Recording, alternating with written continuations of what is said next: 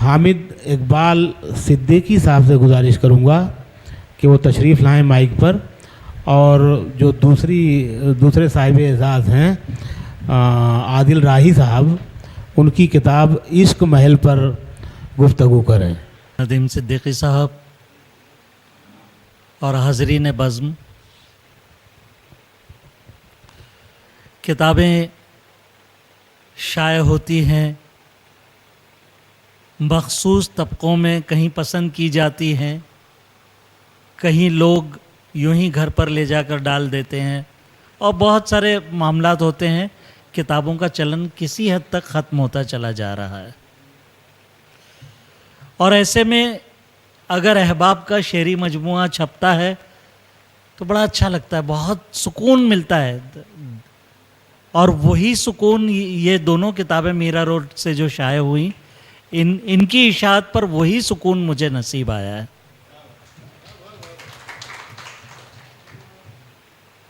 Meera road यूं भी अदब के ताल्लुक़ से मुख्तलिफ चंद अहम नाम इधर उधर गूंजे उभरे, मीरा रोड छोड़कर चले भी गए कुछ अहबाब,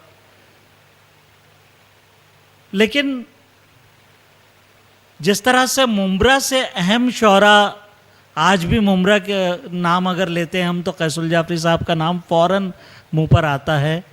नदीम सिद्दीकी साहब हैं, आवारा सुल्तानपुरी साहब, ऐसे बहुत सारे बुज़ुर्ग जो है, और नए शौरा में इरफान ख़ास तौर पर फ़ौरन जहन में आ जाता है मुंब्रा का जिक्र करते ही। लेकिन मीरा रोड की बदकिस्मती ये है कि मीरा रोड का जिक्र होता ज़रूर है कि अदबी मरकज़ है, लेकिन कोई काबिल ज़िक्र नाम वैसे अदब में नहीं आता कि हाँ ठीक है।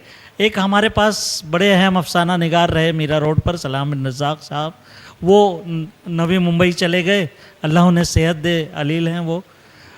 लेकिन बहुत ज़्यादा अहमियत उर्दू अदब की यहाँ बन नहीं पाई, मुझे पता नहीं है कि उसके क्या वजह है।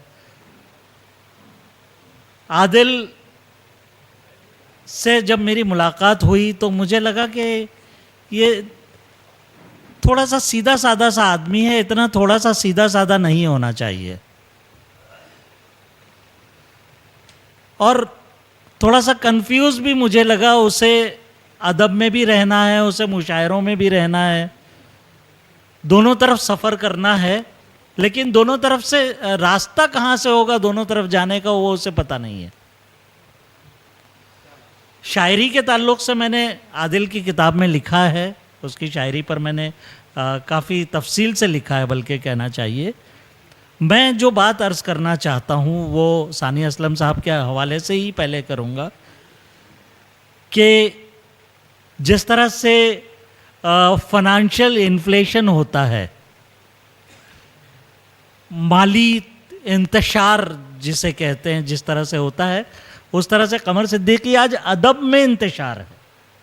वो लिटरेरी इन्फ्लेशन ही है कि सब बेसमती का शिकार हैं सारे लोग, और पूरे मुल्क में आप अगर गौर कर लें तो कहीं भी उर्दू अदब का कोई स्टॉलवर्ड जिसे कहते हैं, बहुत बड़ा नाम जिसे कहते हैं, उर्दू अदब का कहीं भी नहीं नज़र आता। ऐसा लगता है कि अजीब वीरानी का सफ़र है, और उसमें हम भी कहीं चले जा रहे हैं, और कपड़े फटे हुए हैं, प्यासे हैं, अजीब हाल बदहाल हैं। पूरे उर्दू अदब का आलम यही है।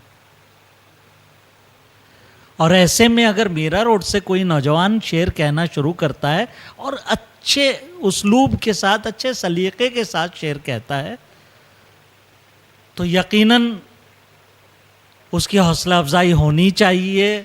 आदिल राही इसके हकदार हैं, मुतासिर करते हैं, उनके बाद शेर तो बहुत मुतासिर करते हैं। बस सिर्फ इतना है कि उन्हें अपनी राहों का तयन करना बहुत ज़रूरी है। इसका इशारा मैंने 2-3 जगह अपने मजमून में भी किया है।